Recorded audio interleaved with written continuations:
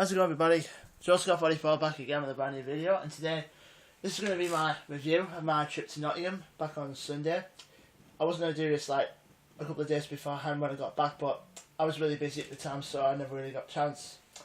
So yeah, I got a chance to do it. First off, I got really early on Sunday morning, and then my mum took me and my friend Nick to Darlington train station because 4.5 hours to get to Nottingham from Middlesbrough, my hometown. So we decided against risking it any to get. So we got the train down to from Darlington instead. We got to, first stop was at Leeds for like a couple of minutes. Then we went down to Nottingham. We arrived there for about 2:30, and then we got to the Jury's Inn. No, not to Nottingham.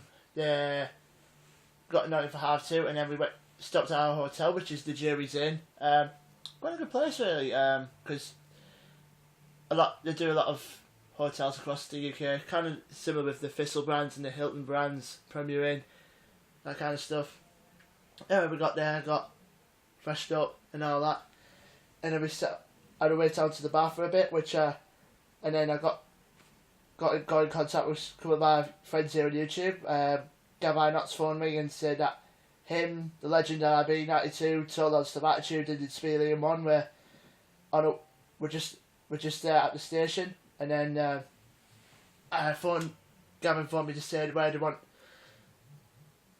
for them to meet me. They said just at the hotel, so I got out there, met those guys up, and yeah, we walked up to the arena with those guys, which is really cool. I've got the group photo of them right here, just at the arena. There we are.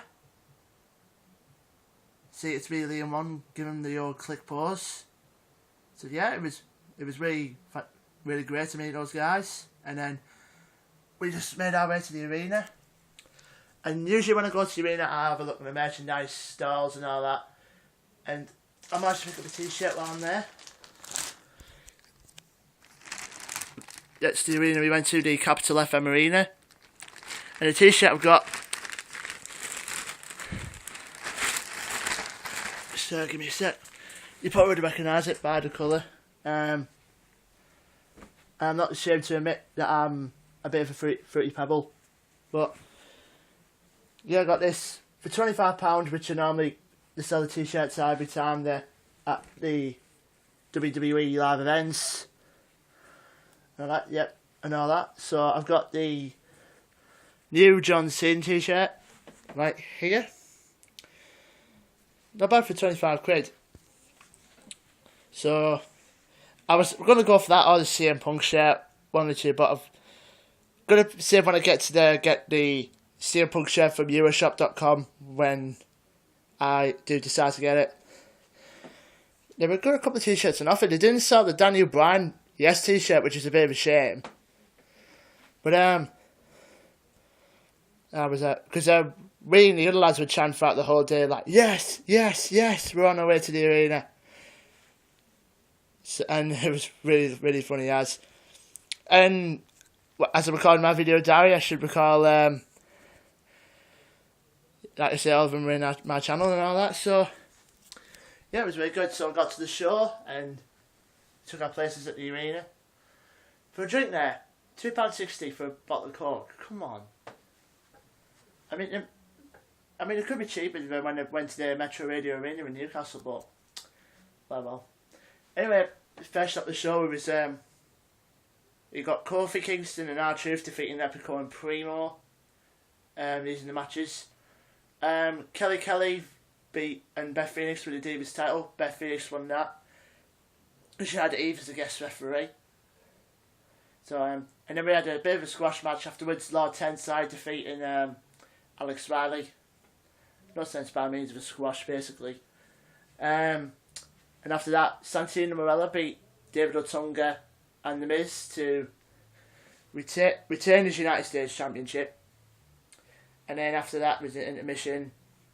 Then after that, the second match was like Brodus Clay beating JTG in another squash. And then after that you had Zack Ryder and John Cena defeating Dolph Ziggler and Jack Swagger. And then after that, CM Punk beat Chris Jericho in a no DQ match for the WWE title. And after the event. It was Vicky Guerrero's birthday and that. And then John Cena and CM Punk just came and shoved cake over down his face. Like, it was good to have Vicky being a little face for the moment, which was really good. And then after the show, we went up to Walkabout, me and Nick, to have a few drinks before we head back to the hotel for the night. And then we had one drink at the hotel before we went up to the room.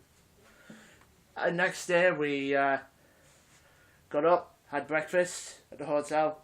We were supposed to meet Gabby Knots on that day as well, but he had a job skiing course all day, so he couldn't make it. So me and Nick went all the way down to Nottingham, just looked around the shop centre and that. And then we went to Starbucks to kill a bit of time. And then after that we went to Walkabout again for a bit. And in a short time after that we had to get the taxi back straight to the train station itself.